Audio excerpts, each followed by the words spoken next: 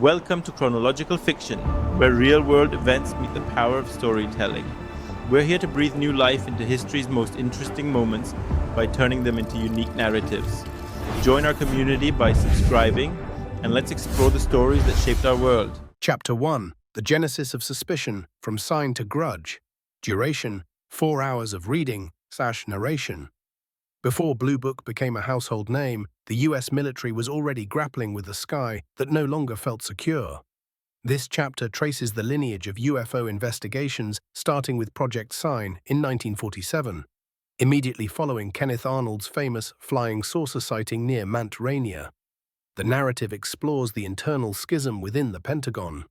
The Sign investigators who truly believed these crafts were of interplanetary origin, and the skeptics who feared they were advanced Soviet technology. We examine the estimate of the situation, a legendary document allegedly written by Sign staff that argued for the extraterrestrial hypothesis, only to be ordered burned by General Hoyt Vandenberg.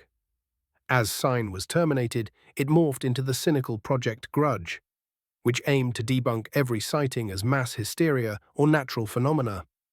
This chapter sets the stage for the frustration and public outcry that would eventually necessitate the more scientific approach of Blue Book. Chapter 2. Captain Edward J. Ruppelt, the architect of methodology. Duration, 5 hours of reading/narration. In 1952, the Air Force realized that Grudge had failed to quell public anxiety. They appointed Captain Edward J. Ruppelt to lead a new, revamped study, Project Blue Book. Ruppelt is the protagonist of this chapter, the man who coined the term UFO to replace the flying saucer moniker, which he felt was too sensationalist. Ruppelt brought a rigorous, almost clinical methodology to the investigation. He created a standardized questionnaire for witnesses and sought the help of scientists, most notably Dr. J. Allen Hynek, an astrophysicist who initially viewed the project as a nuisance but would later become the most famous figure in ufology. This chapter deep dives into Ruppelt's struggle to maintain scientific integrity while under the thumb of a military hierarchy that wanted the problem to simply go away. Chapter 3. The 1952 Washington, D.C. invasion, panic at the Capitol. Duration, 6 hours of reading/narration. The most critical turning point in Blue Book's history occurred in July 1952. For 2 consecutive weekends, radar operators at National Airport and Andrews Air Force Base tracked clusters of unidentified objects moving at impossible speeds over the White House and the Capitol building. This chapter reconstructs those nights in harrowing detail. The radar visual sync. Unlike many cases, these were radar visual sightings, where pilots scrambled to intercept the objects actually saw the lights that the radar was tracking. The interception. We follow the accounts of F-94 Starfire pilots who described being outmaneuvered by glowing orbs that disappeared the moment the jets approached, only to reappear behind them. The aftermath, the resulting press conference, the largest since World War II, where the Air Force blamed temperature inversions for the radar echoes. This chapter analyzes the birth of the government cover-up narrative in the American psyche. Chapter 4. The Robertson Panel and the Policy of Debunking. Duration, 5 hours of reading/narration. Following the DC sightings, the CIA became concerned that the sheer volume of UFO reports was clogging military communication channels, a vulnerability that the Soviet Union could exploit. In 1953, they convened the Robertson Panel, a group of elite scientists. This chapter analyzes the panel's secret conclusion. UFOs themselves were not a threat, but the public interest in them was. The resulting policy was one of demystification. Blue Book was ordered to use mass media, including Disney and Hollywood, to mock the subject and reduce its psychological appeal. We examine the transition of Project Blue Book from a serious scientific inquiry into a public relations tool designed to shut down public discourse. Chapter 5. Dr. J. Allen Hynek, The Skeptic's Transformation. Duration, 5.5 hours of reading/narration. No history of Blue Book is complete without the evolution of Dr. J. Allen Hynek.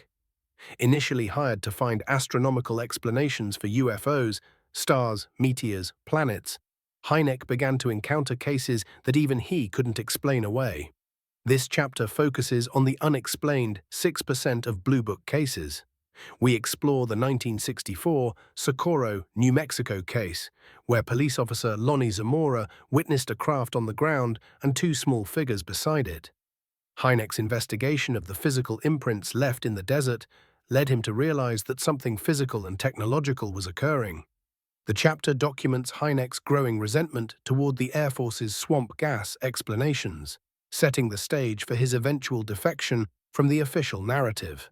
Chapter 6. The Condon Committee. The Final Nails. Duration: 6 hours of reading. Narration. By the mid-1960s, public and congressional pressure led to a final independent study at the University of Colorado, headed by Dr. Edward Condon. This chapter explores the controversy surrounding the Condon Report, which was commissioned to decide if Blue Book should continue. We uncover the Trick Memo, a leaked internal document that proved the committee had decided UFOs were bunk before the study even began. Despite the report containing dozens of unidentified cases, the summary concluded that further study would yield nothing of scientific value.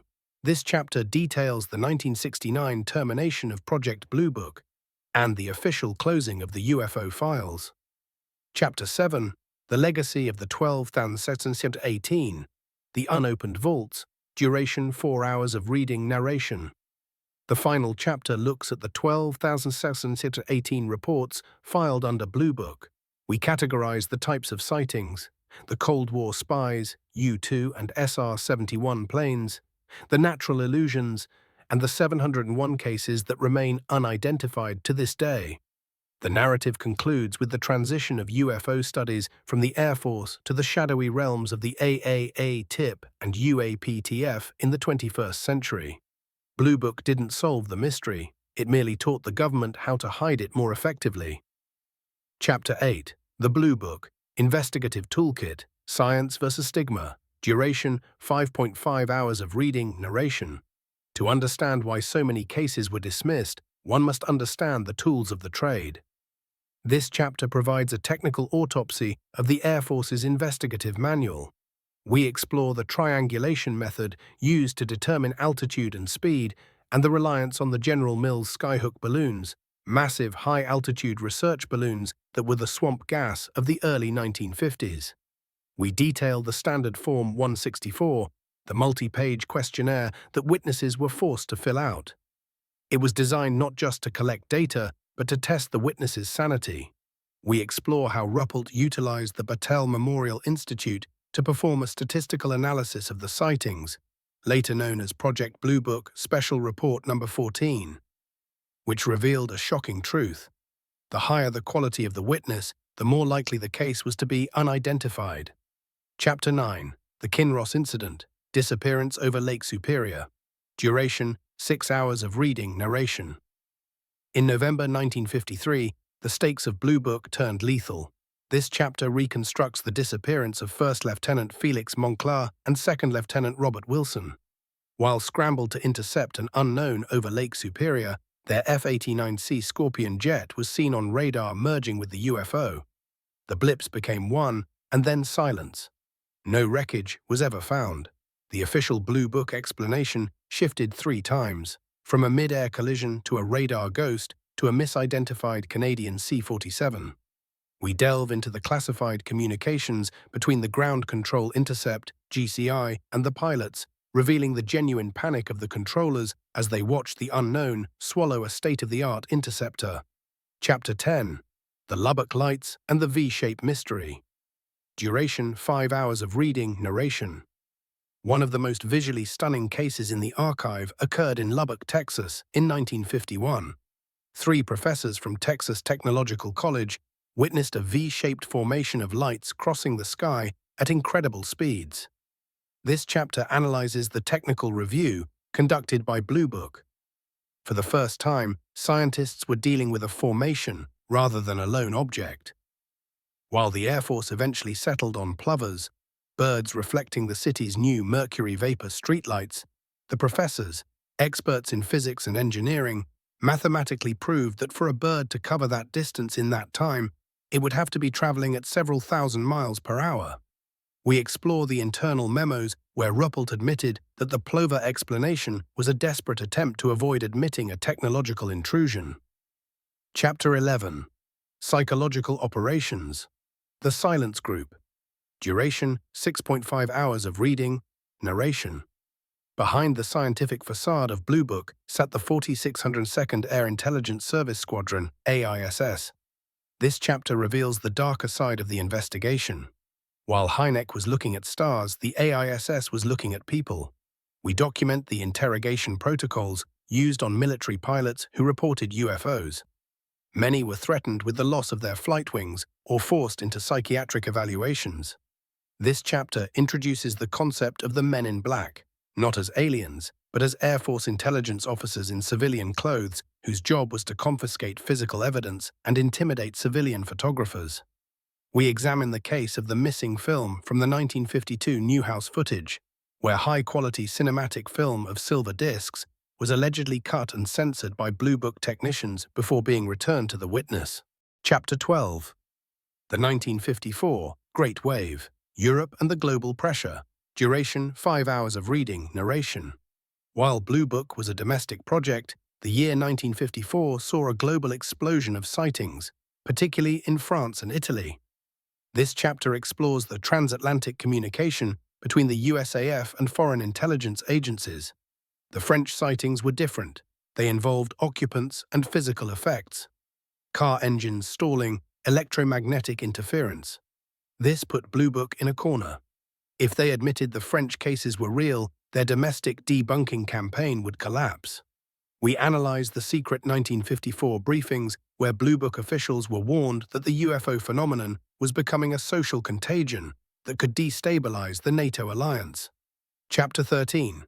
The Ghosts of Project Blue Book. The 701 Unexplained. Duration 8 hours of reading, narration. This final chapter of Volume 2 is a forensic deep dive into the elite files. Out of 12,618 cases, 701 were labeled unidentified. This wasn't because of a lack of data, but because the data defied all known physics. We categorized these 701 cases by performance characteristics. Instantaneous acceleration, objects moving from a standstill to Mach 10 without a sonic boom. Transmedium travel. Craft seen diving into the ocean without losing speed. Biological effects, witnesses suffering from radiation burns and temporary paralysis. Host, the 701 are the scars on the Air Force's pride. They are the evidence that for 20 years, the most powerful military on Earth shared its airspace with a superior silent passenger. Chapter 14. The Socorro Landing.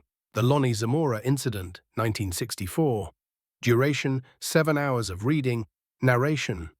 In April 1964, Project Blue Book faced its most formidable challenge. Police officer Lonnie Zamora witnessed a white egg-shaped craft in a gully in Socorro, New Mexico. He saw two small beings in white coveralls before the craft blasted off with a roar and a blue flame. This chapter reconstructs the investigation led by Dr. J. Allen Hynek and Major Hector Quintanilla. Unlike previous cases, the physical evidence was undeniable. The imprints, 4 deep rectangular indentations in the desert floor suggesting a vehicle of immense weight. The burn marks, scorched greasewood bushes that remained radioactive for days. The insignia, a red symbol on the side of the craft that the Air Force later attempted to scrub from the public record. We explore the internal memos where Hynek admits this case is the Holy Grail. For the first time, a high-integrity police witness had provided a close-up account that could not be explained by stars or balloons. This case pushed Hynek over the edge, turning him from a paid skeptic into a secret believer. Chapter 15. The Swamp Gas Crisis. Michigan, 1966. Duration 6 hours of reading, narration. In March 1966, dozens of witnesses, including police officers and college students, reported glowing, football-shaped objects maneuvering over the Dexter-Hillsdale area of Michigan. Under intense pressure to provide an answer, Dr. Hynek held a press conference that would live in infamy. He suggested that the sightings were caused by spontaneous combustion of marsh gas, swamp gas.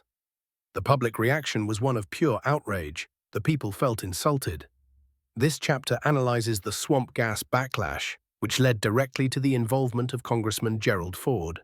We document the transition of UFOs from a fringe topic to a matter of congressional hearing. The Air Force realized that debunking was no longer working.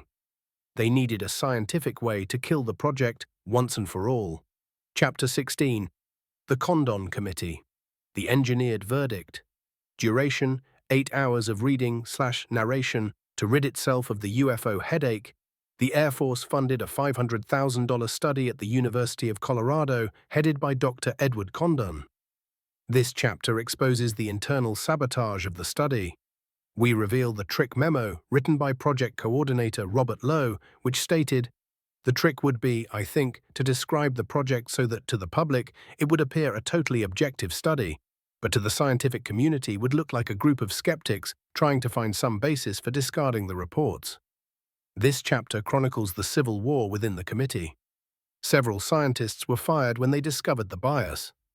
Despite the final report containing 30% unexplained cases, Condon's summary, the only part the media read, concluded that UFOs were of no scientific interest.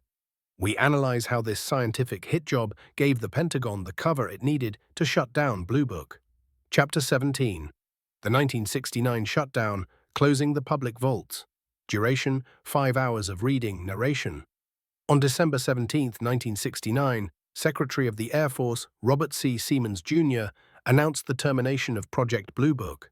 This chapter describes the paper shredding era. While the official 12,618 files were sent to the National Archives, we investigate the missing files. The reports involving nuclear weapons sites and high-level pilot encounters that were allegedly moved to unlisted military channels. We explore the silent 70s that followed, where the government maintained that it had no interest in UFOs, while secretly monitoring the Minot AFB and Malmstrom AFB incidents where UFOs allegedly deactivated nuclear missiles. Chapter 18.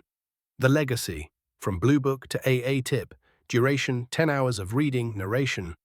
The final chapter of the book bridges the gap between 1969 and the 2020s. We examine how the Blue Book methodology was inherited by secret programs like AA-Tip. Advanced Aerospace Threat Identification Program. Host, Project Blue Book was never about finding the truth. It was about managing the truth until the public stopped asking questions. But as the 21st century declassifications show, the 701 unidentified never went away. They simply stopped being Blue Book cases and became national security secrets. Chapter 19. The Nuclear Hush, UFOs Over the Atomic Shield. Duration, 7 hours of reading/narration. While the public was being told about swamp gas, Project Blue Book's secret priority investigators were rushing to the Strategic Air Command, SAC bases. This chapter explores the recurring incursions over America's nuclear triad. We detail the 1967 Malmstrom AFB incident. Captain Robert Salas and his team reported a glowing red orb hovering outside the gate of the Minuteman missile silo. Moments later, 10 nuclear missiles went into no-go, disabled status.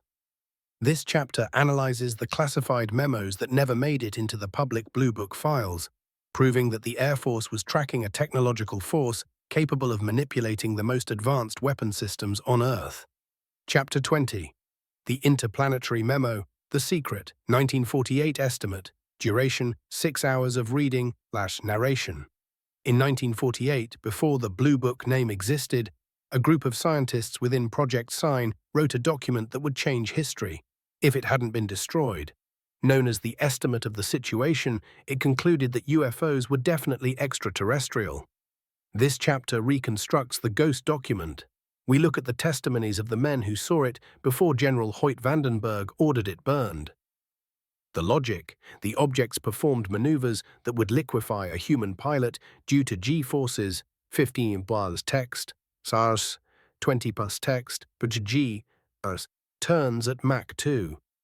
The conclusion: since no terrestrial nation possessed such propulsion, the origin was non-terrestrial. We explore how the suppression of this 1948 report dictated the next 20 years of Blue Book's public denial strategy.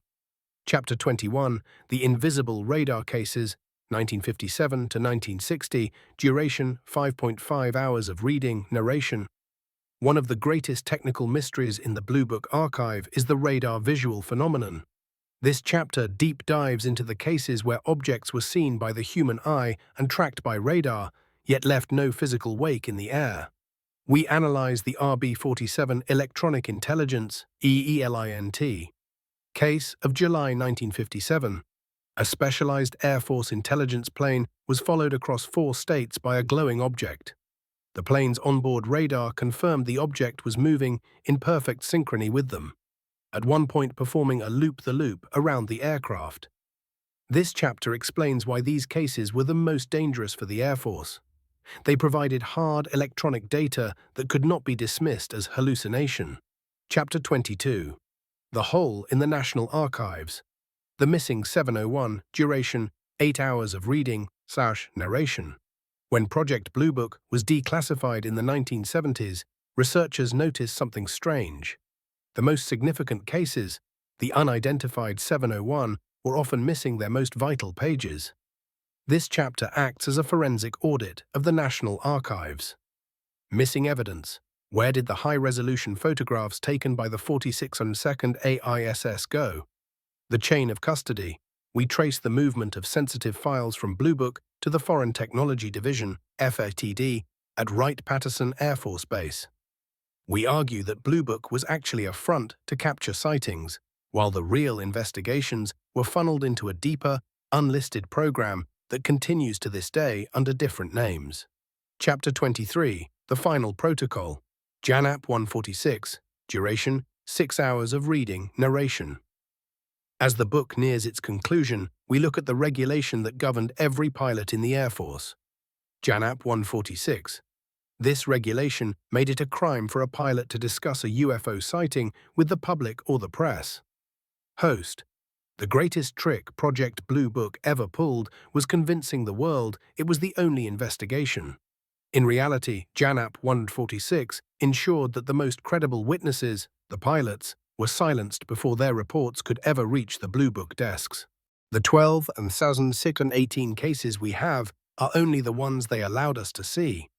Chapter 24. The Bolender Memo. The Smoking Gun of 1969. Duration 6 hours of reading, narration. Just months before the project's termination, Brigadier General Carol Bolender wrote a memorandum that shattered the myth that the Air Force was done with UFOs. This chapter analyzes the double standard of the Air Force. The memo explicitly stated that UFO reports which could affect national security were not part of the Blue Book system. This revelation proves that while Blue Book was a public-facing entity for swamp gas and balloons, a separate high-priority reporting system existed for genuine threats. We investigate where those reports went after 1969, specifically to the North American Aerospace Defense Command, NORAD, and the National Security Agency, NSA. Chapter 25. The Foreign Technology Division, FTD. The Hidden Lab. Duration 7 hours of reading and narration. Project Blue Book was headquartered at Wright-Patterson Air Force Base, but the real power sat in the Foreign Technology Division, FTD. This chapter explores the material recovery side of the investigation. While Captain Ruppelt and de Heineck were interviewing witnesses, the FTD was tasked with analyzing physical debris and electromagnetic signatures. The metal memory allegations. We explore rumors within the Blue Book staff regarding fragments recovered from the 1952 Washington, D.C. flap. The reverse engineering imperative. We look at how the FTD used UFO reports to reverse engineer Soviet ghost planes, only to find that the performance of the objects far exceeded anything the Russians or the Americans could build. Chapter 26. The Invisible Archive. FOIA and the NSA Battle. Duration 5.5 hours of reading, narration. In the late 1970s and 80s, the Freedom of Information Act, FOIA, allowed researchers to peek behind the Blue Book curtain. This chapter chronicles the legal battle to declassify the COMINT communications intelligence files related to UFOs. We focus on the Yetis affidavit, where the NSA admitted to having hundreds of reports but refused to release them because it would harm national security. This chapter proves that even though Blue Book was closed, the intelligence community's collection of UFO data actually increased in the 1970s, moving from visual reports to deep space satellite tracking. Chapter 27, From Blue Book to AA-Tip, The Recursive Loop. Duration 8 hours of reading narration. The final narrative bridge connects 1969 to the modern day. We analyze the similarities between Project Blue Book and the Advanced Aerospace Threat Identification Program, AATP, revealed in 2017. The stigma strategy. We compare how the Air Force used ridicule in the 1950s and how the Pentagon used classification in the 2010s to achieve the same result. Silence. The technological consistency. We look at the 5 observables of modern UAPs, unidentified aerial phenomena, and find them perfectly described in the unidentified 701 cases from 1952. Chapter 28, The Final Verdict, The Great Management of Ignorance. Duration 10 hours of reading, narration. The book concludes with a philosophical and political summary. Project Blue Book was the most successful Cold War management tool in history. It satisfied the public's need for an answer while ensuring the military kept the data. The final conclusion, Project Blue Book ended not because the mystery was solved, but because the government reached its limit on what it could explain without admitting it was no longer in control of its own airspace. The 12,618 files are not a record of nothing. They are a record of a civilization coming to terms with a superior, silent passenger in the sky. Chapter 29, The Ghost Signal Analysis, 1970 to 1975. Duration, 7 hours of reading narration. After the blue files were moved to the National Archives, the Air Force's Aerospace Defense Command, ADC, inherited the electronic footprint of the phenomenon. This chapter details the transition from human witnesses to electronic signatures. We explore the high-resolution tracking era. In the early 70s, the newly deployed BMUBU's ballistic missile early warning system began picking up fast walkers, objects entering the atmosphere from deep space at speeds exceeding 25,000 blah text flash ihiotos. This chapter reveals the secret memos showing that while Blue Book was closed, the Air Force was actually building a global sensor net to track these unidentifieds in real time. We analyzed the 1972 incident over the Atlantic, where a BMUWS station tracked an object hopping from the exosphere to sea level in less than 0.5 seconds, a maneuver that defies the kinetic laws recorded in the 1950s Blue Book files. Chapter 30, The Project Blue Fly Connection, duration 6.5 hours of reading, narration. For years, researchers suspected a rapid response team existed to recover physical debris. This chapter uncovers the existence of Project Blue Fly. While Blue Book was the PR wing, Blue Fly was the recovery wing. We document the specialized teams based out of Wright-Patterson AFB, who were dispatched via C-130 transports to crash sites across the globe. The weightless debris. We analyzed the 1974 reports of memory foil recovered from a remote site in the Andes, material that, when crumpled, would return to its original shape perfectly, mirroring the 1947 Roswell accounts that the Air Force spent 20 years debunking in Blue Book. The Cold War intercepts. We investigate how Blue Fly teams were used to sanitize civilian crash sites before the press or Blue Book investigators could arrive, ensuring that unidentified cases never reached the public files with physical proof. Chapter 31, The Battelle Memorial, Metal Studies, duration 8 hours of reading narration. This chapter provides a deep dive into the metallurgical analysis conducted by the Battelle Memorial Institute on behalf of the Air Force. The 2026 data bursts, Chapter 24, revealed that Blue Book had secretly sent anomalous slag to these labs for decades. We examine the isotopic ratio mystery. This chapter details how scientists found titanium and magnesium samples with isotopic signatures that do not occur naturally on Earth. We follow the 1976 study that attempted to replicate these trans-stable alloys. The failure to reproduce these materials in terrestrial furnaces led to the conclusion that the unidentified 701 were not just faster, they were made of a matter that exists on a different atomic level. This was the final secret that Dr. J. Allen Hynek hinted at before his death. that we weren't just being visited by ships, but by an entirely different branch of physics. Chapter 32. The Silent 70s Wave, The Forgotten Incursions. Duration, 5 hours of reading, narration. The 1970s are often called the quiet period for UFOs, but the declassified NORAD logs tell a different story. This chapter reconstructs the 1975 Northern Border incursions. For 2 weeks in October 1975, Loring AFB, Wurtsmith AFB, and Malmstrom AFB reported helicopter-like objects hovering over nuclear weapons storage areas. They moved with unnatural silence and vanished whenever F-106 interceptors were scrambled. This chapter analyzes the command post communications that bypassed the defunct Project Blue Book channels, proving that the military's internal UFO panic reached its highest level since 1952 during the mid-70s. Chapter 33, The Final Shadow, The Birth of the UAP Era. Duration, 9 hours of reading, narration. The book concludes Volume 6 by looking at the 1979 turning point. This was the year the Air Force officially moved all UFO-related data into the Special Access Programs, SAPs, where even the President's oversight was limited. Chapter 34, The Majestic 12 Fracture, 1980–1984. Duration, 8 hours of reading, narration. In the early 1980s, a series of leaked documents suggested that Project Blue Book was merely a smokescreen for a much higher-level group known as MJ-12. This chapter investigates the connection between the end of Blue Book and the alleged formation of this clandestine committee. We analyze the Hillenkoetter memos and the Eisenhower briefing.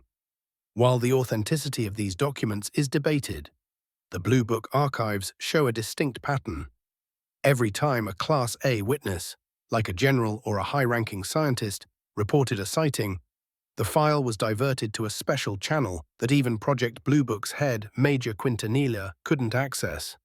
We follow the trail of Dr. Eric Walker, a former chairman of the Institute for Defense Analyses, who hinted in 1981 that Blue Book was the public's pacifier, while the real work on physics-altering craft was moved to private aerospace contractors like Lockheed and Northrop. Chapter 35, The Cash Landrum Incident, 1980. The Physical Toll. Duration, 7.5 hours of reading, narration. If Blue Book was truly closed because UFOs were harmless, the 1980 Cash Landrum case proved the Air Force was lying. This chapter details the horrific physical injuries sustained by Betty Cash, Vicki Landrum, and young Colby Landrum when they encountered a diamond-shaped craft emitting intense heat in the piney woods of Texas. The evidence: the witnesses suffered from acute radiation poisoning, hair loss, and permanent skin damage. The military connection: the craft was surrounded by at least 23 military-grade CH-47 Chinook helicopters.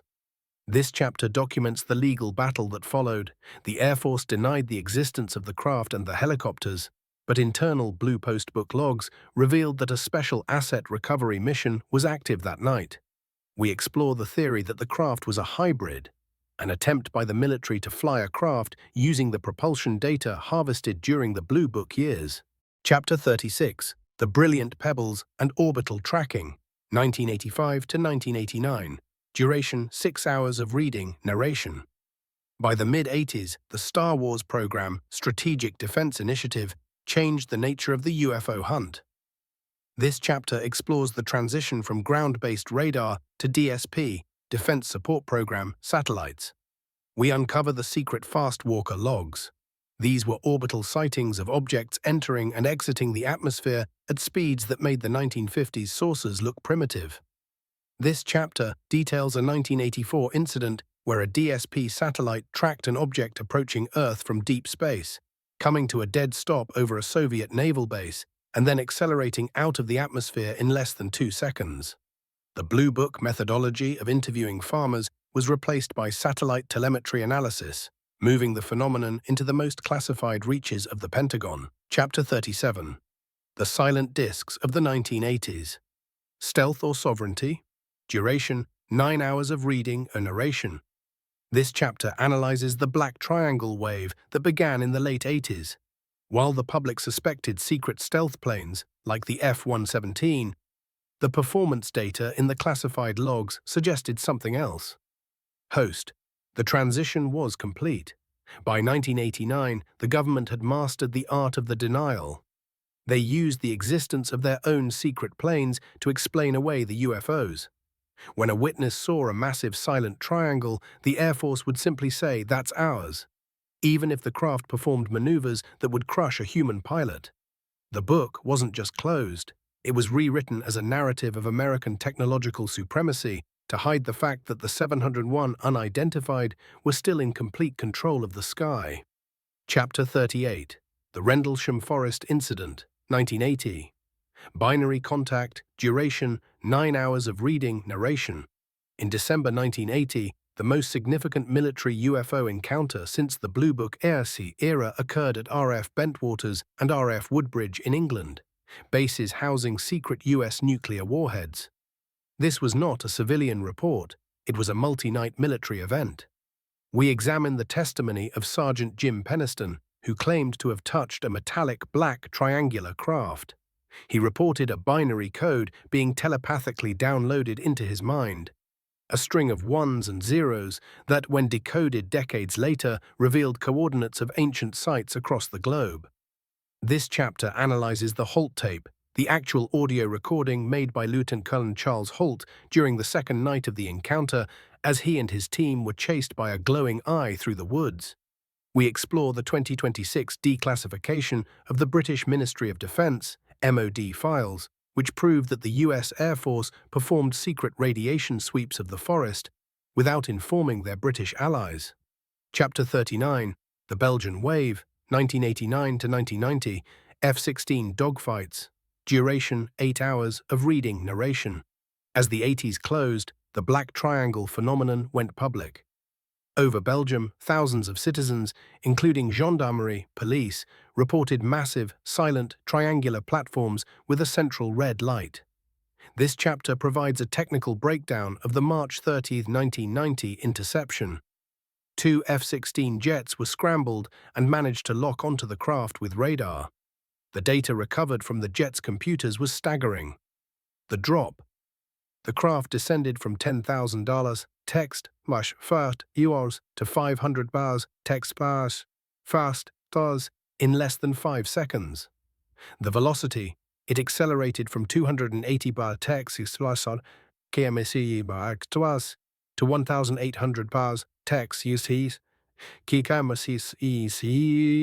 a fraction of a second. The G-force calculations showed the craft was performing maneuvers at over 40 bars text as GT sislas, enough to kill any human pilot and disintegrate any known airframe.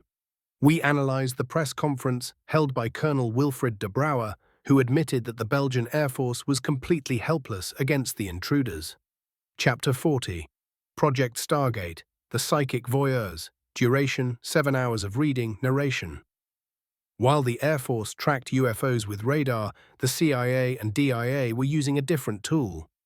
Remote viewing. Under the codename Project Stargate, psychics were tasked with looking at the origins of the craft reported in the old Blue Book files. This chapter investigates the files of Ingo Swann and Pat Price. We explore the coordinate remote viewing sessions where psychics were given latitude and longitude for unknown targets. Their descriptions often matched the 701 unidentified cases: metallic hulls, non-human occupants, and subterranean bases. This chapter documents the internal struggle between the materialist scientists of the Air Force and the parapsychologists of the CIA, as the government realized that the UFO phenomenon might be as much psychic as it is technological. Chapter 41. The Night View Protocols, 1990. The Final Stealth Mask. Duration 6 hours of reading, narration. By 1990, the US military had a new shield to hide the UFOs: the public unveiling of the F-117 Nighthawk and the B-2 Spirit. Host. The timing was perfect. Every time a citizen reported a triangle, the Pentagon pointed to the Nighthawk. But the F-117 was loud, it was slow, and it was aerodynamic. It couldn't hover silently. It couldn't accelerate to Mach 20. The 1990s marked the birth of the double truth, where the government used real secret planes to hide even more secret, non-terrestrial realities. The book was gone, but the shadow was now wearing a camouflage suit made of Lockheed Martin parts. Chapter 42. The Phoenix Lights, 1997, The V-Shaped Leviathan. Duration 10 hours of reading narration. On March 13, 1997, a citywide sighting occurred in Phoenix, Arizona, that would become the most documented mass UFO event in human history. A massive V-shaped craft, described as the size of several football fields, drifted silently over the city, blocking out the stars as it moved. This chapter provides a forensic reconstruction of the event. The physical scale. Witnesses described the craft as being so large that it took several minutes to pass over their homes. It was reported by thousands, including the then governor of Arizona, Fife Symington, who later admitted he was terrified by what he saw but was pressured to mock the event publicly. The flare diversion. We analyzed the military response. Hours after the craft passed, the Air Force dropped illumination flares over the nearby Goldwater Range. This chapter exposes how the media was fed the flare story to conflate two separate events and debunk the genuine craft sighting. The Blue Book Echo. We examine the internal FAA, Federal Aviation Administration, logs from that night. Radar at Sky Harbor Airport showed nothing, even as thousands of people stared at the physical object above them. This confirmed a technology seen in the 701 unidentified files, radar invisibility. Chapter 43, the USS Nimitz Tic Tac, 2004, the 21st Century Threshold. Duration 9 hours of reading narration. In November 2004, off the coast of San Diego, the USS Nimitz Carrier Strike Group encountered a technology that rendered modern air power obsolete. This chapter details the encounter of Commander David Fravor and Lieutenant C.M.M.D.A. Alex Dietrich. We break down the technical data captured by the AN/ASQ-228 ATFLIR pod. The 5 observables. The object displayed anti-gravity lift, sudden and instantaneous acceleration, hypersonic velocities without signatures, low observability, cloaking, and trans-medium travel. The cap point mystery. The object knew the secret cap point, the rendezvous coordinates, of the FA-18 jets before the pilots arrived. This chapter analyzes the electronic intelligence (ELINT) signatures, proving the craft was actively jamming the most advanced radar systems in the U.S. Navy's arsenal. This wasn't a Blue Book light in the sky, it was a strategic humiliation of the American military. Chapter 44, the AA-Tip Resurrection, the New Blue Book. Duration 8 hours of reading narration. While the Pentagon publicly claimed it had no interest in UFOs since '69, a secret program was initiated in 2007. The Advanced Aerospace Threat Identification Program, AAETP. This chapter reveals the secret funding secured by Senator Harry Reid and the leadership of Intelligence Officer Luis Elizondo. We analyze the biological effects studied by AA-TIP. Unlike Blue Book, which ignored witness health, AA-TIP collected medical data on service members who suffered from UAP-induced injuries, including brain damage, radiation burns, and unexplained pregnancies, biological anomalies. This chapter documents the transition from UFOs as objects to UFOs as biological and neurological threats. Chapter 45, The FLIR Revolution, 2017. The End of the Secret. Duration 7 hours of reading narration. This chapter explores the December 2017 New York Times exposé that brought the Nimitz and Gimbal videos to the world. Host: The cycle had come full circle. In 1952, the Air Force used the press to mock the phenomenon. In 2017, the press was used to force the Pentagon into a corner. The book was never truly closed. It was simply being written in infrared and digital telemetry.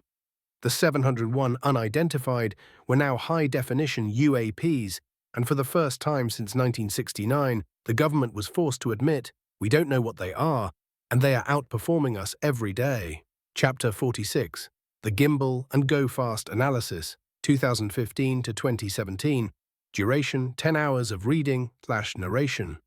Before the public revelation in 2017, the US Navy was already engaged in a quiet war with intruders off the East Coast.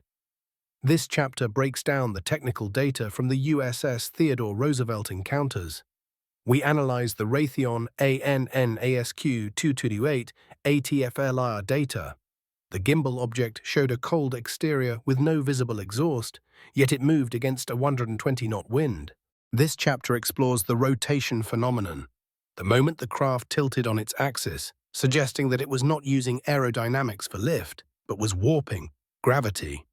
We document the internal Navy pilots' chat logs, where they discuss the fleet of them visible on their radar, moving in formations that mirrored the 1952 Washington, D.C. flap.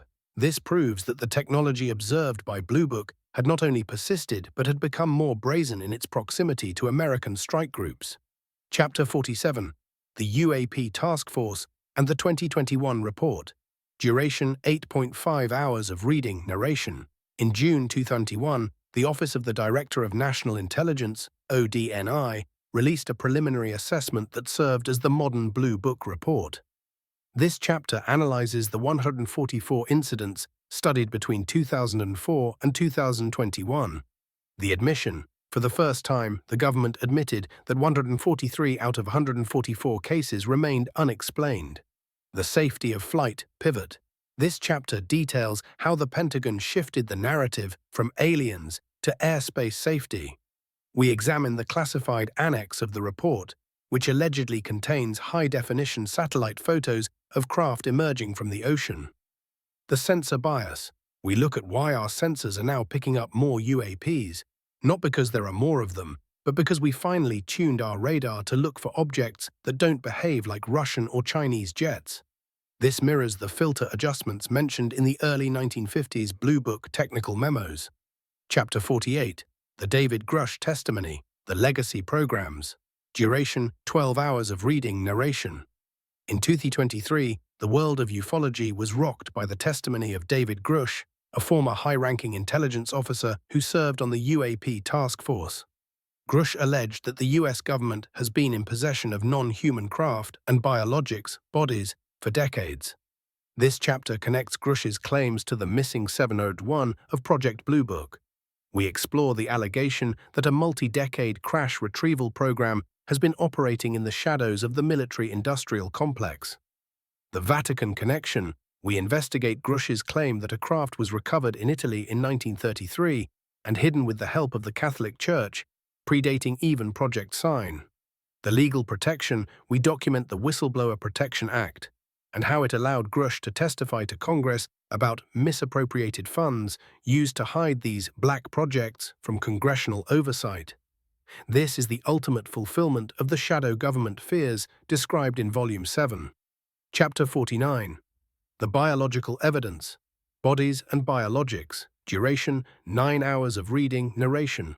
If ships are being recovered, where are the pilots? This chapter explores the most controversial aspect of the post-Blue Book era.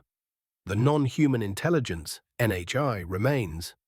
We analyze the 2023-2024 studies on anomalous biological tissue allegedly retrieved from crash sites.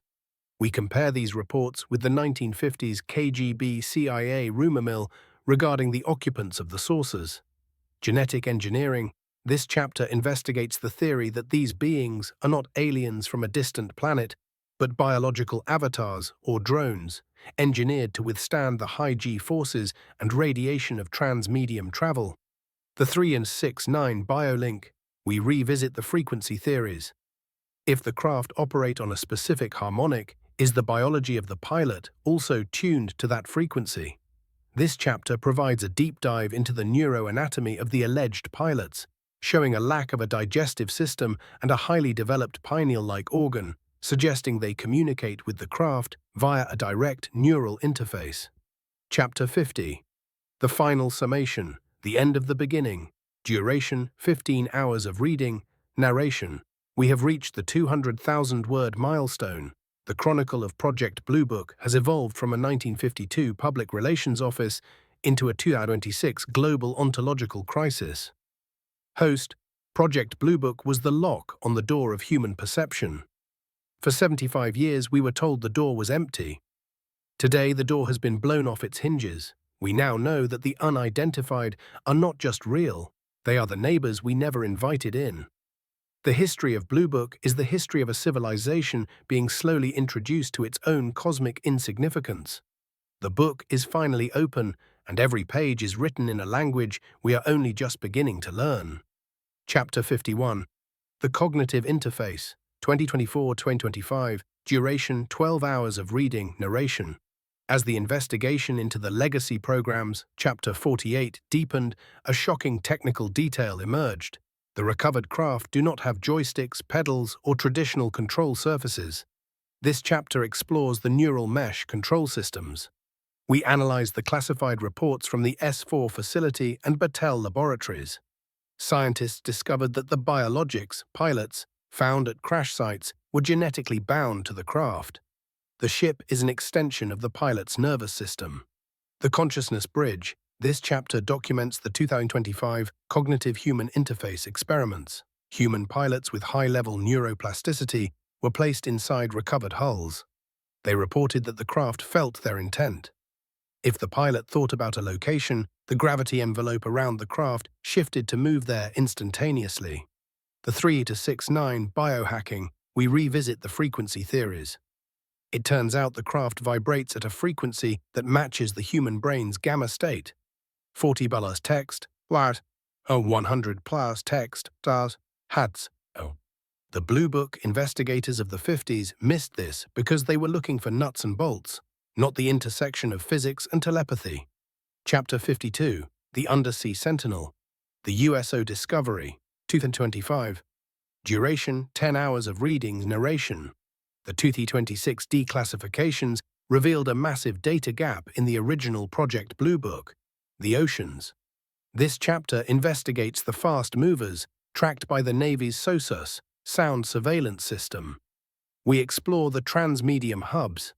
Satellite imagery and undersea sonar confirmed the existence of permanent structures 15,000 feet below the surface in the Puerto Rico Trench. The speed anomaly. These USOs, unidentified submerged objects, were recorded traveling at 450 text/knots. Underwater, without creating a cavitation bubble or a sonic wake. The mobile factory theory. This chapter analyzes the hypothesis that these are not just bases, but automated 3D printing factories that manufacture UAP drones on demand using minerals harvested from the ocean floor. This explains why Project Blue Book saw a constant number of craft despite the lack of a visible mothership in orbit. Chapter 53. The Solomon Protocol, 2026. The Global Defense Treaty, duration 9 hours of reading, narration. In early 2026, the world's superpowers, the US, China, and Russia, signed a secret addendum to the Outer Space Treaty, known as the Solomon Protocol. This chapter breaks down the geopolitics of the threat of the unknown. Unified tracking. For the first time since the 1947 Kenneth Arnold sighting, the world's militaries agreed to share real-time UAP telemetry. The Mutual Defense Clause. The protocol states that an attack by a UAP on one nation's nuclear command and control, NC2, is an attack on all. This chapter reveals that the swamp gas lies of the Blue Book era were replaced by a unified fear of a technology that can deactivate all terrestrial weapons simultaneously. The Lunar Outpost. We document the 2026 rush to the lunar South Pole, not just for water, but to install deep space early warning arrays designed to track UAPs before they enter Earth's atmosphere. Chapter 54. The Ghosts of Wright-Patterson. The Final Audit, duration 15 hours of reading, narration. This chapter serves as a massive forensic deep dive into the Hangar 18 myths versus the 2026 reality. We audit the final inventory of the Foreign Technology Division. Host. The ghosts of Project Blue Book have finally been given names. We found that Hangar 18 was not one room but a distributed network of dark labs across the United States. The 12,618 files were just the table of contents for a library of alien hardware. We now know that in 1969, the Air Force didn't quit, they just went dark. They moved from studying lights in the sky to studying gods in the lab. The final audit shows that we have successfully reverse-engineered the material science, the alloys, but we are still a century away from mastering the consciousness drive, the soul of the machine. Chapter 55, the Omega Frequency, 00 Shiokoki, the Universal Contact, duration 20 hours of reading, narration. The 250,000-word milestone is reached. The Blue Book Chronicle arrives at the present moment, February 2026. The conclusion, the unidentified are no longer a mystery to be solved. They are a mirror in which humanity sees its own future. Project Blue Book was the childhood of our species. The disclosure era is our adolescence. The next phase is integration. The final transmission. We have looked at the files. We have analyzed the metal. We have counted the 701. The message is clear. The sky was never empty, and we were never the masters of it. We are simply the latest students in a very old school. 3, 6, 9, Connection. Chapter 56, The X-Ray of the White Continent, 2026, Subglacial Revelations, duration 8 hours of reading, narration. In January 2026, an international team led by the University of Edinburgh published the most detailed map of the Antarctic subglacial landscape in history. Using ice flow perturbation analysis, IFPA, they X-rayed through 2 kilometers of solid ice. This chapter details the discovery of 72,000 previously unknown hills, vast valleys, and a canyon nearly 400 kilometers long. However, the 2026 leaked addendum to this study suggests something the public report omitted: anomalous heat signatures. Deep within the Wilkes Land crater, sensors detected thermal pockets that shouldn't exist in a frozen desert. We investigate the steam vents of the Antarctic, which many believe are the exhaust pipes for a vast subterranean geothermal network, the same network rumored to lead to the entrance of Agartha. Chapter 57, Operation High Jump, 1946. The Battle for the Entrance, duration 7 hours of reading, narration. We revisit the 1946 to 1947 expedition led by Admiral Richard E. Byrd. Officially a training exercise, Operation High Jump involved 4,700 men, 13 ships, and 33 aircraft. This chapter analyzes the tactical retreat that occurred only 8 weeks into a 6-month mission. We examine the Byrd logs and the rumors of the Flegel Rad flying discs. Witnesses from the USS Senate reported seeing shimmering craft emerge from the water and decimate the American planes. This chapter explores the theory that Byrd didn't find Nazis. He found the guardians of the inner world. We analyze the 2026 declassification of the Blue Book prequel files, which suggest Byrd was told to keep quiet because the inner Earth civilization possessed technology that rendered the newly developed atomic bomb obsolete. Chapter 58, The King of the World, The Legend of Agartha, duration 6 hours of reading, narration.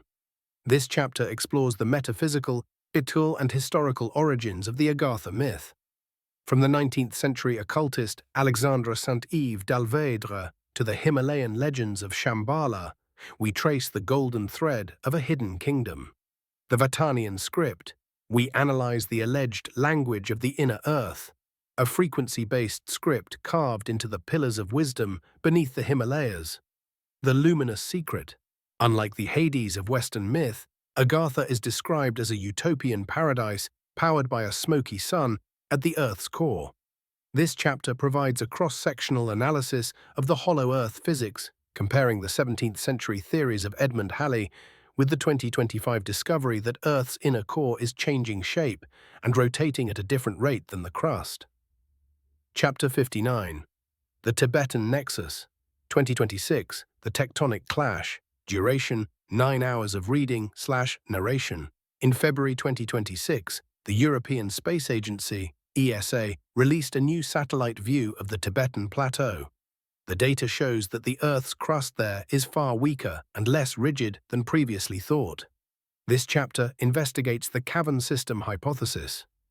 The discovery, recent seismic waves passing through the Himalayas, have revealed vast pockets, or void spaces, the size of small European countries.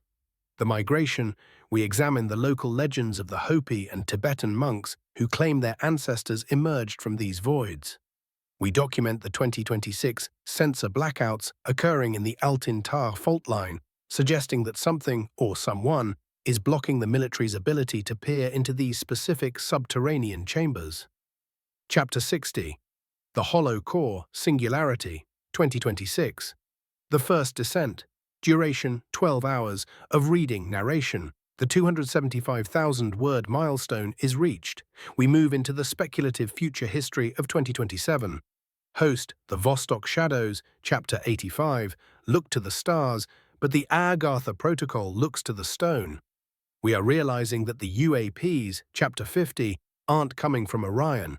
They are coming from the inner high ground. The entrances at the poles, the voids under Tibet, and the heat vents of Antarctica are all part of a single planetary circulatory system. The Earth is not a dead rock. It is a hollow, breathing organism, and we are merely the residents of its skin. Chapter 61, The Dumb Network and the Maglev Corridors. Duration, 10 hours of reading narration. While the public focus remains on the surface, this chapter exposes the reality of DUMBs, deep underground military bases. The 2026 declassifications of the Black Budget revealed that since the 1960s, the US and its allies have constructed a subterranean transit system that rivals the surface's interstate highway network. The mole technology. We analyze the nuclear-powered boring machines, subterranes, patented in the 1970s that do not drill rock, but melt it into a smooth, glass-like tunnel lining. The Agartha Connection. This chapter documents a 2025 accidental breach near the Pine Gap facility in Australia. Miners reportedly broke into a tunnel that was not man-made, a corridor lined with bioluminescent fungi, and a static charge that disabled all electronic equipment. We argue that the DUMB network was actually an attempt to map and hijack the pre-existing Agartha highways. Chapter 62, The Vril Force, The Physics of the Smoky Sun. Duration, 9 hours of reading narration. Central to the Agartha legend is the Vril Force, an all-encompassing energy field described by the 19th century writer Bulwer Lytton and later sought by the Thule Society. This chapter breaks down the inner sun mechanics. The geonuclear reactor. We compare the smoky sun theory with the 2026 core decoupling data. Scientists have discovered that the Earth's inner core is a solid-liquid hybrid that acts as a natural fusion reactor. The torsion field. This chapter provides a technical analysis of how Agarthan technology utilizes the Earth's rotation to create a torsion field. This energy, the Vril, is said to be the same power used by UAPs, Chapter 43, for anti-gravity propulsion. We explore the 2026 Vril Sync experiments, where researchers tried to harvest energy directly from the Earth's ionosphere to core electrical circuit, Chapter 63. The 2026 Magnetic North Migration. The Polar Door. Duration, 7 hours of reading narration. The Earth's magnetic North Pole has been moving towards Siberia at an unprecedented rate. This chapter investigates the polar opening theory in light of this magnetic shift. The Dip Pole Anomaly. In January 2026, satellite sensors recorded a magnetic void over the Arctic Circle, a hole in the magnetosphere where cosmic rays are being pulled into the Earth rather than being deflected. The Byrd Re-Verification. We revisit Admiral Byrd's claim of seeing land beyond the pole. This chapter analyzes the 2026 high-altitude drone footage that captured a mirage of green forests reflected in the Arctic sky. Was it a mirage or a looming effect showing the interior of the Earth through a gravitational lens at the pole? Chapter 64, The Giant Genomes, 2026, The Biological Audit. Duration, 11 hours of reading narration. If Agartha exists, who lives there? This chapter explores the Hyperborean hypothesis. We analyze the 2026 ancient DNA study from the Denisova Cave and the Grand Canyon Forbidden Vaults. The 12-foot humans. We document the 2026 leaks from the Smithsonian Institute regarding oversized skeletons found in the American Southwest. The long-life biology. This chapter investigates the effect of the inner sun's radiation on cellular aging. We propose that the residents of Agartha are not aliens, but an earlier branch of Homo sapiens that moved underground during the Younger Dryas cataclysm 12,800 years ago. Their isolation has allowed them to master a biological static state where life expectancy exceeds 800 years. Chapter 65. The Agartha Awakening.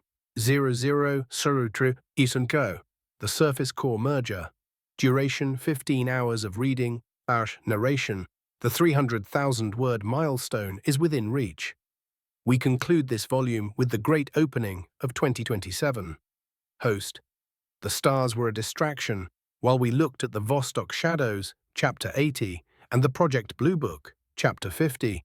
The real neighbors were beneath our feet. In 2026, the silence between the surface and the core is finally ending. The Earth is ready to reveal its inner self. We are not just the inhabitants of a planet. We are the guardians of a shell, and the shell is about to crack. 3, 6, 9. The core is calling. Chapter 66. The Iron Mountain Protocol, 2026. The Data Vaults. Duration 10 hours of reading narration. While the public internet remains a fragile web of fiber optics on the surface, the real history of the planet is stored in Iron Mountain, a massive underground bunker in Pennsylvania, and similar facilities like the Svalbard Global Seed Vault. In 2026, a series of data splits revealed that these vaults hold more than just corporate records and seeds. They contain the pre-flood cartography, maps of the world as it appeared before the last pole shift. The Piri-Reis resolution, we analyze the 2026 digital restoration of ancient maps that show Antarctica without ice, featuring rivers and mountain ranges that match the 2026 IFPA scans. Chapter 56. The Silent History. This chapter explores the theory that the elites have known about the Agartha entrances for centuries and have used Iron Mountain to hide the archaeological proof of subterranean high technology found during 19th century mining operations. Chapter 67. The Hollow Earth, Physics, 2026. The Gravity Anomaly, duration 9 hours of reading narration. New data from the Grace Foe, Gravity Recovery and Climate Experiment follow-on. Satellites has revealed gravity holes in the Earth's crust that cannot be explained by density alone. This chapter provides a technical breakdown of centrifugal Earth dynamics. The Shell Theory, we explore the 2026 crustal harmonic study. If the Earth were a solid sphere, seismic waves would travel through the center at a uniform speed. Instead, they bounce and curve around a central void. The Inverted Gravity Effect. This chapter analyzes how gravity functions inside a hollow sphere. Using the Gauss's flux theorem, we calculate the null zone at the center of the Earth's crust, which would allow for a weightless environment, the perfect habitat for the high-speed UAP transit corridors mentioned in the Project Blue Book files. Chapter 52. Chapter 68. The Greenland Breach. 2026. The New Entry Point. Duration 8 hours of reading narration. As the Arctic ice continues to thin, a breach has appeared in the northeast Greenland ice stream. In 2026, a drone expedition funded by a private aerospace consortium, rumored to be a successor to AA-TIP, disappeared into a massive vertical shaft that leads directly into the bedrock. The luminous vapor. Before losing contact, the drone transmitted images of a warm, blue-tinted vapor rising from the shaft. Spectroscopic analysis showed high concentrations of helium-3 and unknown noble gases. The Vostok Connection. We analyzed the similarities between this Greenland shaft and the Lake Vostok magnetic anomaly. It appears the gateways are opening simultaneously as the Earth's magnetic shield weakens, allowing the inner pressure to find new outlets on the surface. Chapter 69. The Crystalline Communication, 2026. The Lithosphere Network. Duration 11 hours of reading narration. This chapter explores the 2026 discovery of the global quartz grid. Deep within the Earth's mantle, massive columns of selenite and quartz act as a natural fiber optic network. The Earth-brain hypothesis. We investigate the theory that the Agarthans do not use radio waves, which can't penetrate rock, but piezoelectric pulses sent through these crystal veins. The resonance discovery. This chapter documents the 2026 Project Lithos experiment, where scientists injected a 3x9 frequency into a quartz vein in the Alps and recorded a response from a vein in the Andes less than a millisecond later. The Earth is a crystalline computer, and we have finally learned how to ping its server. Chapter 70, The Subterranean Singularity, 00 Ugh Eusuk, The Breach of 2027. Duration, 15 hours of reading/narration. The 320,000-word mark is eclipsed. We conclude this volume with the Iron Gate prophecy. Host, The Vostok Shadows, Chapter 90. Were the call, the Agartha Protocol is the answer. As we look at the Iron Mountain archives and the Greenland Breach, we realize that the underworld is not a place of death, but the motherboard of the planet. In 2026, the surface world is finally being granted access to the root directory. We are no longer just living on the Earth, we are about to enter it.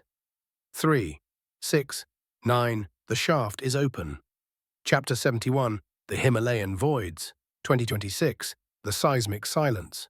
Duration, 12 hours of reading/narration. In early 2026, a joint project between the Indian Space Research Organization, ISRO, and European geologists utilized muon tomography to scan the roots of Mount Kailash. The results were not of solid rock, but of structured emptiness. The Kailash shafts. The scans revealed 3 perfectly vertical shafts, each 15 meters in diameter, plunging over 4 kilometers into the Earth's crust. Unlike natural volcanic vents, these shafts are lined with a high-density metallic-fused silicate that suggests artificial thermal boring. The vibration lock. This chapter analyzes the hum of Kailash. Local pilgrims have reported a low-frequency 7.83 bars text, Schumann resonance, vibrating the ground. In 2026, acoustic sensors confirmed that this isn't tectonic. It is a mechanical pulse coming from the voids, acting as a sonar beacon for the inner world.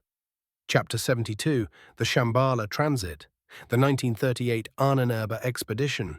Duration, 9 hours of reading/narration. We revisit the infamous 1938 German expedition to Tibet. While historians claim they were looking for Aryan origins, the 2026 Iron Mountain leaks, Chapter 66, reveal they were tracking the Agartha map. The King's Entrance. We document the discovery of a hidden cave system in the Chumbi Valley. The expedition journals describe a door of light that only opened when a specific sequence of chants, vocal frequencies, was performed. The Black Sun Physics. This chapter connects the Tibetan Furba ritual daggers to the Vril energy, Chapter 62. We analyze the theory that these daggers were actually keys designed to interface with the piezoelectric quartz grid of the Earth's mantle. The Germans weren't looking for history, they were looking for the power station of the world. Chapter 73, The Indus Suture Breach, 2026, The Mantle Leak, duration, 8.5 hours of reading/narration. The Indus Tsangpo Suture Zone is where the Indian and Eurasian plates collide. In 2026, a massive $7.2 magnitude earthquake opened a fissure of light near the border of Ladakh. The Blue Flora. For 3 days after the quake, a strange bioluminescent gas leaked from the fissure. Military drones sent into the gap returned images of an underground jungle existing 2,000 bar text/meters below the surface, sustained not by sunlight, but by the inner sun's radiation. The Guardian sighting. This chapter documents the 2026 thermal ghost captured by a high-altitude drone. It showed a bipedal figure over 3 balas text/meters tall, standing near the fissure before the Chinese military placed the entire region under a blackout zone. Chapter 74, The Kunlun Archive, 2026, The Copper Scrolls, duration 10 hours of reading/narration. Deep within the Kunlun Mountains, a team of rogue archaeologists, funded by the same consortium from Chapter 68, discovered a library of copper scrolls etched with non-linear equations. The gravity maps. These scrolls provide the coordinates for the null gravity points within the Earth's crust. Chapter 67. The Interdimensional Warning. This chapter details the translation of the final scroll. It describes the surface world as a temporary protective layer and warns that the gates of Shambhala will automatically open when the Earth's magnetic field reaches a critical minimum. Chapter 75, The Himalayan Ascension, 00 and the 227 Convergence. Duration 18 hours of reading narration. The 350,000-word milestone is conquered.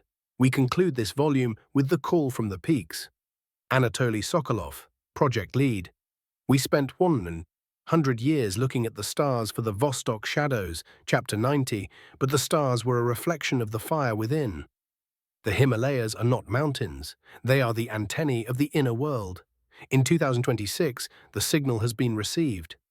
The roof of the world is about to become the floor of the new era. 3, 6, 9. The mountain is breathing. Chapter 76. The Mariana Singularity. 2026. The 11,000 bars text. Meter.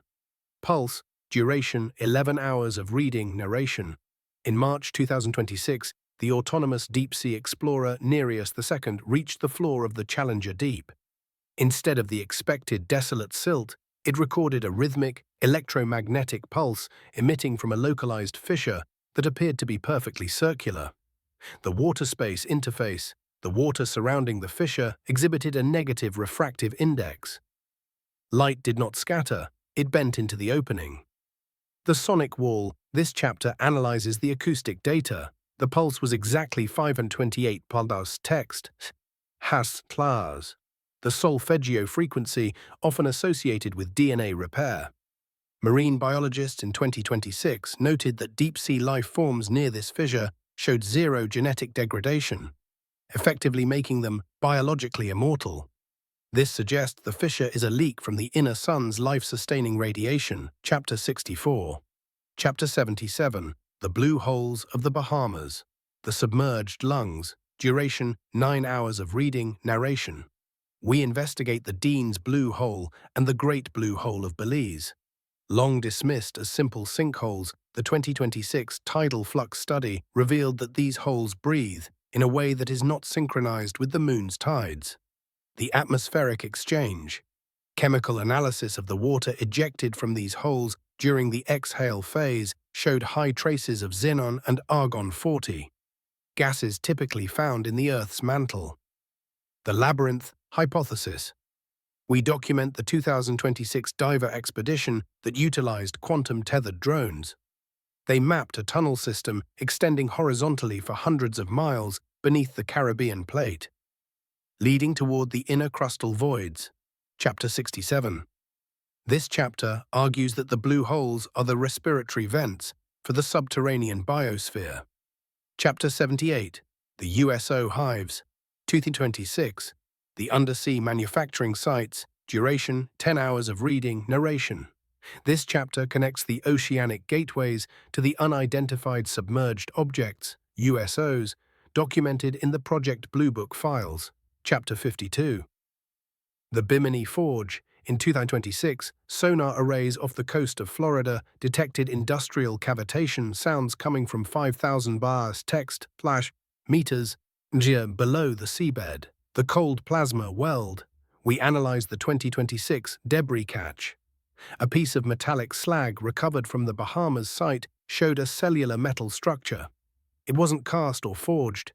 It was grown in a high-pressure, hyper-oxygenated aqueous environment. This chapter reveals that the Agathans are using the deep ocean's pressure as a natural industrial press to manufacture the hulls of the UAPs seen on the surface. Chapter 79. The Abyssal Embassy. 2026. The First Contact via Hydrophone. Duration 13 hours of reading narration. In May 2026, the Solomon Protocol Chapter 53 was activated after a hydrophone array in the Indian Ocean recorded a structured linguistic signal, the whale link. This chapter explores the theory that cetaceans, whales, and dolphins have been the surface liaisons for the Agathans for millennia. We analyze the 2026 translation burst, where a complex mathematical sequence was broadcast in a frequency range used by sperm whales. The message from the deep. The translated signal contained a three-dimensional map of the Earth's interior, with a single message: the surface is the shadow, the interior is the light. The time of the Great Ventilation is here. Chapter 80, The Oceanic Ascension, 00 Akapag, the 2027 Rising, duration 16 hours of reading narration. The 380,000-word milestone is reached. We conclude this volume with the Rising of the Gates. Host: we looked at the Blue Book, Chapter 50, and the Himalayas, Chapter 75, but the largest doors were always under the waves. In 2026, the oceanic gateways are no longer just geological curiosities, they are the stairways through which the Agathans will emerge. The sea is not just water, it is the seal on the world's greatest secret. And the seal has been broken. 3, 6, 9, The Abyss is Awake. Chapter 81. The Smoky Sun and the Core Singularity, duration 15 hours of reading narration. As we reach the literal heart of the investigation, we analyze the 2026 deep core imaging results. The Earth's core is not a simple ball of molten iron. It is a self-sustaining plasmoid, a miniature sun that operates on the principles of cold fusion, Syn and torsion physics, the Vril battery. This internal sun generates the 7.83 bars text, Hertz, Schumann resonance. It is the metronome of all life on the surface. We explore the 2026 discovery that the inner sun is actually an entangled quantum node connected to the galactic center, text, A. The gravity inversion. This chapter details the centrifugal paradox. At the inner surface of the Earth, gravity is not generated by mass pulling inward, but by the rotational inertia of the planet's crust pushing outward. This is why the 701 unidentified craft, Chapter 13, can move with such ease. They are navigating the null point where these two forces cancel each other out. Chapter 82, The Great Synchrony, 2026, the 369 harmonic, duration 12 hours of reading narration, the Blue Book Mysteries, Chapter 50, and the Agartha frequencies, Chapter 65, converge here. Scientists have finally decoded the universal language mentioned in the Copper Scrolls. The fractal mathematics, the Agarthan civilization, operates on a base 12 mathematical system, utilizing the Tesla 3 and 6 9 nodes. The consciousness grid.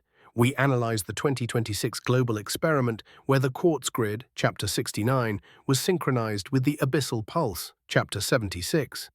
The result was a momentary global euphoria, a biological signal sent to every living cell on Earth. The inner world wasn't hiding, it was waiting for our collective vibrational frequency to stabilize so we wouldn't self-destruct upon contact.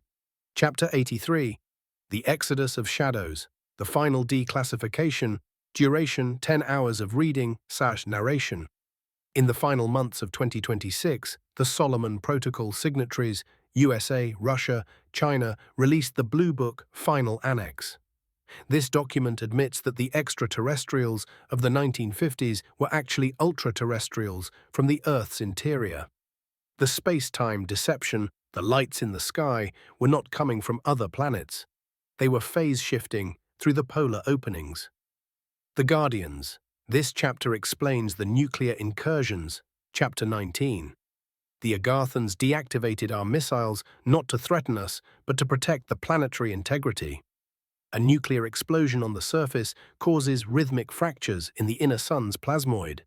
We were children playing with matches in a house made of glass. Chapter 84. The Omega Protocol, 000 Iruska, the Day of Integration. Duration, 20 hours of reading, narration. We have reached the end of the manuscript. The year is December 2026. The final vision, the gates at the North Pole, the shafts in the Himalayas, and the fissures in the Mariana Trench have all opened. Massive iridescent craft, the 701 of old, are not hovering in threat, but are stitching the atmosphere with a restorative plasma. Host, Project Blue Book, was the lock. The Agartha Protocol was the key. And the human spirit is the door. We have spent 80 years looking at the stars, only to find the answer was always beneath our feet, and within our souls. The earth is no longer a divided world of surface and core, of us and them. It is a single, radiant being. The book is closed. The secret is dead. The union has begun. 3, 6, 9. We are home.